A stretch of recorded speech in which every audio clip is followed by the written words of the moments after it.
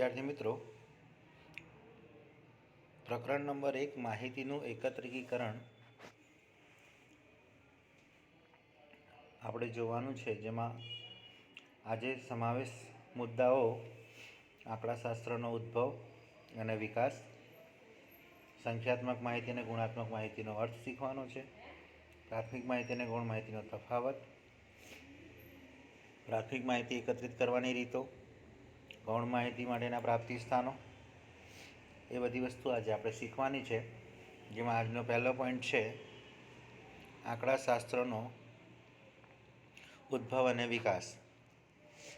આંકડાશાસ્ત્રના ક્ષેત્રે ભારતનું પ્રદાન મૌર્ય સામ્રાજ્યના સમયથી જ રહ્યો છે. આંકડાશાસ્ત્રનો ઉદ્ભવ એવું કહેવામાં આવે છે મૌર્ય સામ્રાજ્યના મોગલ સમ્રાટ અકબરના શાસનથી થઈ રહ્યો છે, જેમાં આઈને અકબરી નામના પુસ્તકમાં આંકડાશાસ્ત્રનો ઉલ્લેખ સૌપ્રથમ કરવામાં આવ્યો હતો. ત્યારબાદ આગળ આંકડાશાસ્ત્રનો વિકાસ ચાલતો રહ્યો અને સૌપ્રથમ ગોટફ્રીડ એકેનવોલ કે જેમણે 1749માં જર્મન શબ્દ સ્ટેટિસ્ટિક્સનો ઉપયોગ કર્યો હતો. ઈસવીસન 1750 પહેલાં આંકડાશાસ્ત્રનો પ્રદાન મુખ્યત્વે સ્પષ્ટ સંભાવનાયુક્ત કલ્પનાઓનો ઉપયોગ કરવા માટે જ કરવામાં આવ્યો હતો. 18મી સદી સુધી આંકડાશાસ્ત્રનો ઉલ્લેખ કરવામાં આવ્યો છે. ઈસવીસન 1797માં એનસાઇક્લોપીડિયા બ્રિટાનિકા નામના પુસ્તકમાં, યાદ રાખજો, એનસાઇક્લોપીડિયા બ્રિટાનિકા નામના પુસ્તકમાં આંકડાશાસ્ત્રનો ઉલ્લેખ થયો છે. 17મી અને 18મી સદીમાં પણ તેના અલગ અલગ સૂત્રો શોધાયા, જ્યારે સંભાવના માટે લાપ્લાસ અને ગોસ એવા બે આંકડાશાસ્ત્રીઓનો ઉલ્લેખ કરવામાં આવ્યો છે. સૌપ્રથમ આંકડાશાસ્ત્રની સમિતિ રોયલ આંકડાશાસ્ત્રી સંગઠનની સ્થાપના 1834માં લંડન શહેરમાં કરવામાં આવી હતી. 19મી સદીના અંતમાં અને 20મી સદીની શરૂઆતમાં આંકડાશાસ્ત્રના આધુનિક પાસાઓની રચના થઈ હતી. ગેલ્ટન અને કાર્લ પિયર્સને ગાણિતીય આંકડાશાસ્ત્રનો ઉપયોગ વિજ્ઞાન, ઉદ્યોગ અને રાજકારણમાં કર્યો હતો. ગણિતીય આંકડાશાસ્ત્રના રચયિતા કાર્લ પિયર્સન, યાદ રાખજો, ગણિતીય આંકડાશાસ્ત્રના રચયિતા શ્રી કાર્લ પિયર્સન હતા. આમ આંકડાશાસ્ત્રનો ઉદ્ભવ આગળ ને આગળ ચાલતો રહ્યો અને એના બાદ આજે આપણે વાત કરીએ તો ભારતમાં આંકડાશાસ્ત્રનો વિકાસ શ્રી પીસી મહાલનોબિસના પક્ષમાં જાય છે. એમણે 1831માં કોલકાતા ખાતે ભારતીય આંકડાશાસ્ત્રી સંસ્થા ઇન્ડિયન સ્ટેટિસ્ટિકલ ઇન્સ્ટિટ્યૂટની સ્થાપના કરી હતી. આ સંસ્થા ભારતમાં આંકડાશાસ્ત્રના સંશોધનો અને અલગ અલગ પ્રકારના નવા સૂત્રોના તારણો તારવવા માટેનું કાર્ય કરતી હતી. ત્યારબાદ આંકડાશાસ્ત્રની વ્યાખ્યા WF વિલ્કોક્સ અને 1935માં એકત્રિત કરી હતી. ક્રોક્સ્ટન અને કાઉડનના મતે આંકડાશાસ્ત્રની વ્યાખ્યા નીચે મુજબ છે: આંકડાશાસ્ત્ર એ વિજ્ઞાન છે જે આંકડાકીય માહિતીનું એકત્રીકરણ, પૃથક્કરણ અને અર્થઘટન કરે છે. ફરીથી આંકડાશાસ્ત્રની વ્યાખ્યા: આંકડાશાસ્ત્ર એ વિજ્ઞાન છે જે આંકડાકીય માહિતીનું એકત્રીકરણ, પૃથક્કરણ અને અર્થઘટન કરે છે. ત્યારબાદ આંકડાશાસ્ત્રનો ઉપયોગ અલગ અલગ ક્ષેત્રોમાં થતો રહ્યો છે, જે કાર્યાત્મક સંશોધનમાં બીજી પંચવર્ષીય યોજનામાં પીસી મહાલનોબિસ દ્વારા આંકડાશાસ્ત્રનો ઉલ્લેખ કરવામાં આવ્યો હતો.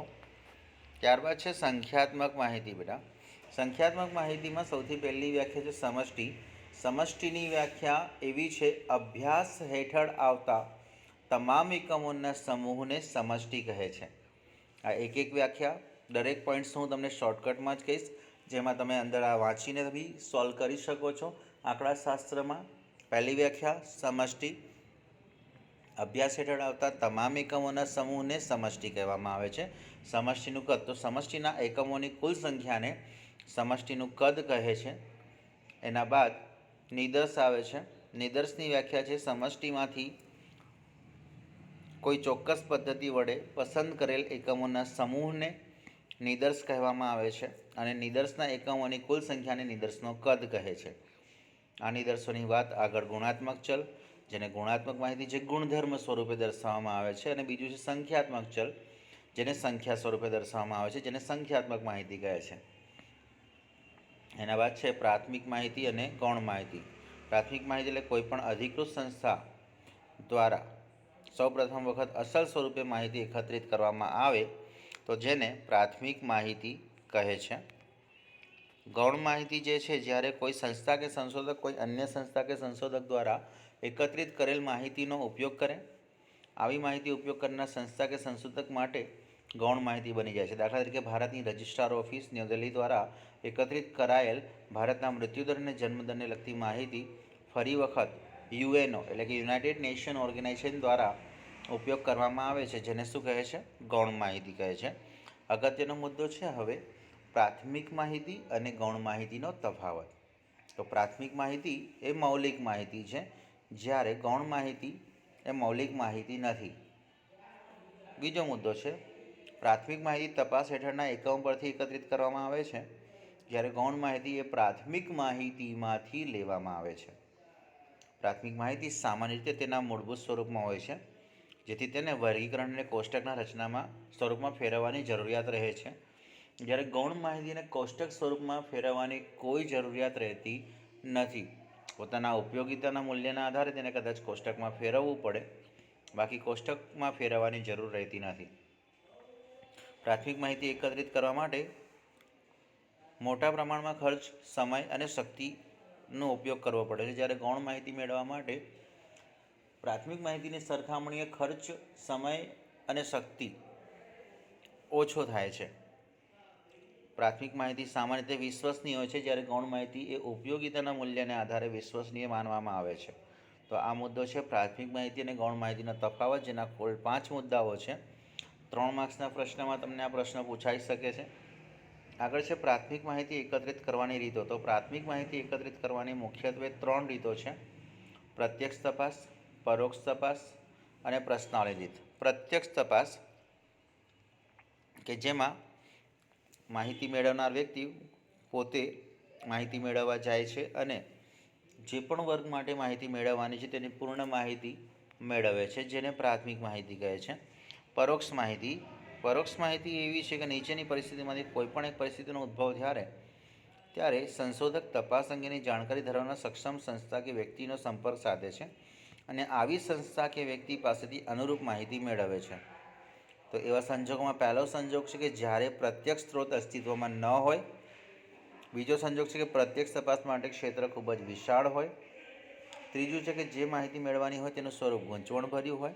અને ચોથું, જ્યારે પ્રત્યક્ષ તપાસ હેઠળ થતો ખર્ચ અસહ્ય હોય ત્યારે પરોક્ષ તપાસ કરવી એ હિતાવહ હોય છે. પછીથી આવે છે પ્રશ્નાવલીના રીત. તો પ્રશ્નાવલીની રીતમાં એવું હોય છે કે સંશોધક પોતે એક એવા પ્રશ્નો તૈયાર કરે છે અને એ પ્રશ્નોમાં માહિતી મેળવે છે. પ્રશ્નોમાં જે પણ પ્રકારની માહિતી મેળવવાની છે એના અંગેના પ્રશ્નાવલી રીતમાં પ્રશ્નો તૈયાર કરવામાં આવે છે. અને એના માટે થઈને મુખ્યત્વે 2 રીતો છે: આગણક દ્વારા અને ટપાલ દ્વારા. આગળ છે આદર્શ પ્રશ્નાવલીના લક્ષણો.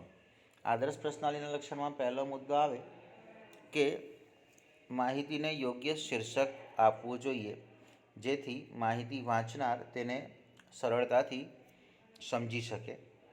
બીજું છે પ્રશ્નોની સંખ્યા શક્ય તેટલી ઓછી હોવી જોઈએ. ખૂબ વધુ પ્રશ્ન પૂછવામાં આવે તો ઉત્તરદાતા સરળ રીતે ઉત્તર આપી શકે નહીં અને એ યોગ્ય જવાબ ન પણ મળે. એટલે પ્રશ્નોની સંખ્યા બને તેટલી ઓછી હોવી જોઈએ. પ્રશ્નાવલીમાં પ્રશ્નોની સંખ્યા તપાસના હેતુ સાથે સુસંગત હોવી જોઈએ. વધારે પ્રશ્નો પૂછવાથી માહિતી આપનારને કંટાળાજનક અનુભવ થાય, માટે વધારે પ્રશ્નો ન પૂછવા જોઈએ. પ્રશ્નો સરળ, ટૂંકા અને સમજી શકાય તેવા પૂછવા જોઈએ, કે વધારે બહુ પેરેગ્રાફ વાઇઝ પ્રશ્નો પૂછીને ઉત્તરદાતાને ન સમજાય એવા પ્રશ્નો ના પૂછવા જોઈએ. માટે પ્રશ્નો હોય એ ટૂંકા અને સરળ પૂછવા જોઈએ. પછી છે પ્રશ્નાવલીનો ક્રમ તાર્કિક હોવો જોઈએ, કે જે પણ પ્રશ્ન પૂછવામાં આવે એ સળંગ ક્રમ વાઇઝ હોવા જોઈએ.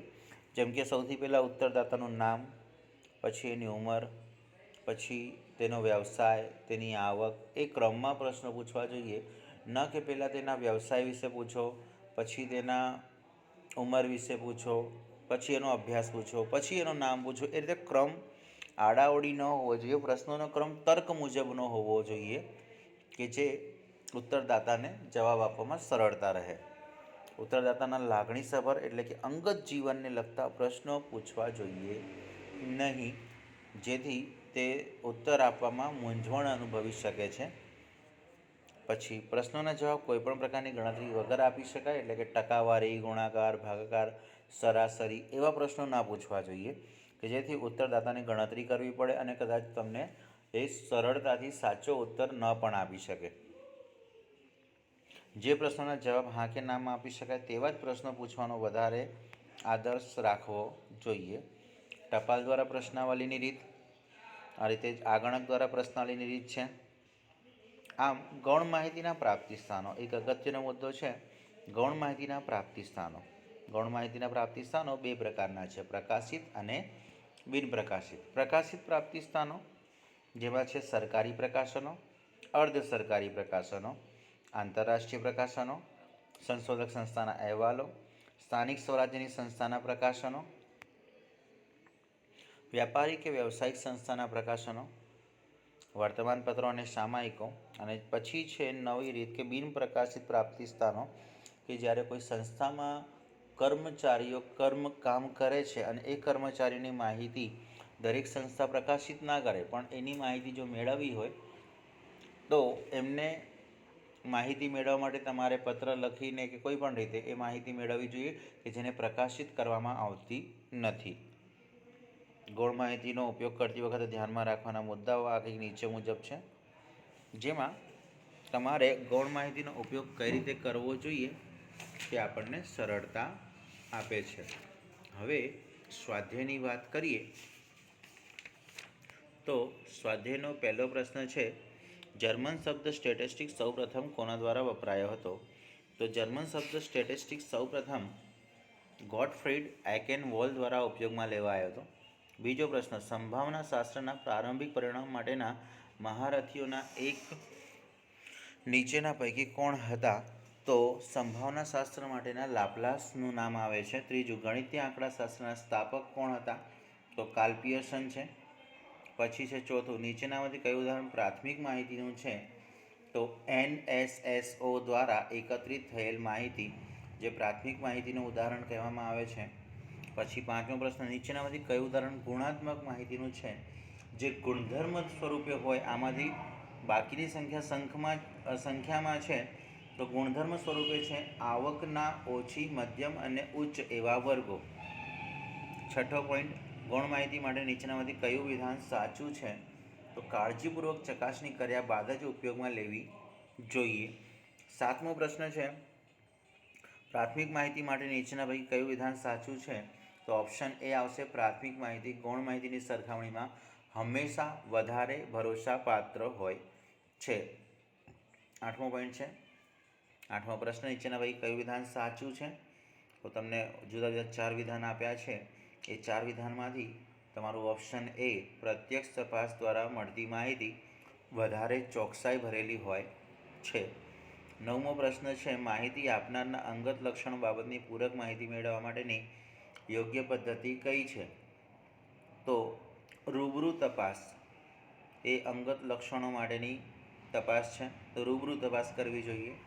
10મો પ્રશ્ન, તપાસ હેઠળની વ્યક્તિઓની સંખ્યા વધારે હોય અને તેઓ વિશાળ ક્ષેત્રમાં ફેલાયેલી હોય ત્યારે કઈ પદ્ધતિ વધારે ખર્ચાળ નીવડે છે? તો કઈ પદ્ધતિ આવશે? પ્રત્યક્ષ તપાસની રીત. આગળ સેક્શન બીમાં પહેલો પ્રશ્ન છે, ભારતીય આંકડાશાસ્ત્ર સંસ્થાના સ્થાપક કોણ હતા? તો ભારતીય આંકડાશાસ્ત્ર સંસ્થાના સ્થાપક પ્રોફેસર PC મહાલનોબિસ છે. સમષ્ટિની વ્યાખ્યા, અભ્યાસ હેઠળ આવતા તમામ એકમોના સમૂહને સમષ્ટિ કહે છે. નિદર્શની વ્યાખ્યા છે, સમષ્ટિમાંથી કોઈ ચોક્કસ પદ્ધતિ વડે પસંદ કરેલા એકમોના સમૂહને નિદર્શ કહે છે. ગુણાત્મક માહિતીની વ્યાખ્યા, તો ગુણાત્મક ચલ પરના અવલોકનોના સમૂહને ગુણાત્મક માહિતી કહે છે, જેમ કે કારખાનામાં કામ કરતા કારીગરોના શિક્ષણના સ્તરની સંખ્યા. સંખ્યાત્મક માહિતી, સંખ્યાત્મક ચલ પરના અવલોકનના સમૂહને સંખ્યાત્મક માહિતી કહે છે, જેમ કે કારખાનામાં કામ કરતા કારીગરોના માસિક વેતનની માહિતી. આગળનો પ્રશ્ન છે, પ્રાથમિક માહિતી વ્યાખ્યાયિત કરો. તો જ્યારે કોઈ અધિકૃત સંસ્થા કે સંશોધક પોતાની જાતે કે અન્ય કોઈ વ્યક્તિ કે સંસ્થાની મદદથી પ્રથમ વખત માહિતી મેળવે તો તેવી માહિતીને પ્રાથમિક માહિતી કહે છે, જેમ કે NSSO દ્વારા 10 વર્ષે મેળવવામાં આવતી ભારતની વસ્તી ગણતરીની માહિતી. 7મો પ્રશ્ન છે ગૌણ માહિતીની વ્યાખ્યા. જ્યારે કોઈ અધિકૃત સંસ્થા કે સંશોધક બીજી કોઈ સંસ્થા કે સંશોધકે એકઠી કરેલ માહિતીનો ઉપયોગ તેના અભ્યાસ માટે કરે ત્યારે તે અધિકૃત સંસ્થા કે સંશોધક માટે તે માહિતી ગૌણ માહિતી કહેવાય છે. જેમ કે વસ્તી ગણતરીમાં મેળવાયેલ માહિતીનો ઉપયોગ કોઈ સંસ્થા કે સંશોધક પોતાના અભ્યાસ માટે કરે તો તે ગૌણ માહિતી છે. પ્રાથમિક માહિતી એકત્રિત કરવાની રીતો. તો પ્રાથમિક માહિતી એકત્રિત કરવાની મુખ્યત્વે 3 રીતો છે: પ્રત્યક્ષ તપાસ, પરોક્ષ તપાસ અને પ્રશ્નાવલીની રીત. પ્રોક્સ્ટર અને કાઉડનના મત મુજબ આંકડાશાસ્ત્રની વ્યાખ્યા તમને પૂછી છે. તો આંકડાશાસ્ત્ર એવું વિજ્ઞાન છે જે આંકડાકીય માહિતીનું એકત્રીકરણ, પૃથક્કરણ અને અર્થઘટન કરે છે. એના પછીનો પ્રશ્ન છે માહિતી એટલે શું? તો સમષ્ટિ કે તેમાંથી પસંદ કરેલ નિદર્શના એકમો પર વ્યાખ્યાયિત ચલ લક્ષણનો અભ્યાસ કરવા તપાસનું આયોજન કરવામાં આવે છે. આવી તપાસ દ્વારા મેળવાતા પરિણામોના સમૂહને માહિતી કહે છે. પ્રશ્નાવલી શું છે? તો અભ્યાસના હેતુને અનુરૂપ પ્રશ્નોની એક યાદી બનાવી જે તે પ્રશ્નની સામે તેનો જવાબ લખવા માટે જગ્યા રાખી જે પત્રક તૈયાર કરવામાં આવે છે તેને પ્રશ્નાવલી કહેવામાં આવે છે. એના બાદ છે બિન પ્રકાશિત માહિતી એટલે શું? કેટલીક માહિતી પ્રકાશિત થયેલી હોતી નથી પરંતુ અર્ધ સરકારી, ખાનગી કે જાહેર સંસ્થામાં દફતરમાંથી મળી રહે છે. આ ઉપરાંત સંશોધન પેપરો, લેખો, નિબંધોમાંથી પણ કેટલીક માહિતી મળે છે. આવી માહિતીને અપ્રકાશિત કે બિન પ્રકાશિત માહિતી કહે છે. ચલ લક્ષણ શું છે? તો સમષ્ટિ કે નિદર્શના પ્રત્યેક એકમ દીઠ બદલાતા લક્ષણને ચલ લક્ષણ કહે છે. એના બાદ ગુણધર્મ. ગુણધર્મ એ ગુણાત્મક ચલ છે. વ્યવસાય, વ્યવહારિક દરજ્જો, શિક્ષણની કક્ષા, જાતિ, પ્રમાણિકતા, ધૂમ્રપાનની ટેવ વગેરે ગુણધર્મ છે. ગુણધર્મ અસંખ્યાત્મક છે એટલે તેને સંખ્યામાં દર્શાવી શકાતો નથી. આગળના જે મોટા પ્રશ્નો છે સેક્શન ડીમાં એ આગળ તમને સમજાવ્યા એ મુજબના જ પ્રશ્નો છે જેના આન્સર્સ તમે મેળવીને આગળથી લખી શકો છો. માટે પ્રકરણ 1ને આપણે અહીંયા સમાપ્ત કરીએ છીએ.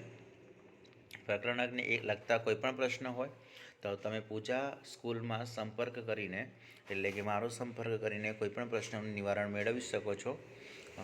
મારું નામ સુલભ સર, બરાબર છે. પૂજા સ્કૂલની યુટ્યુબ ચેનલમાં સબસ્ક્રાઈબ કરીને તમે આગળના વિડીયો જોઈ શકશો. આભાર.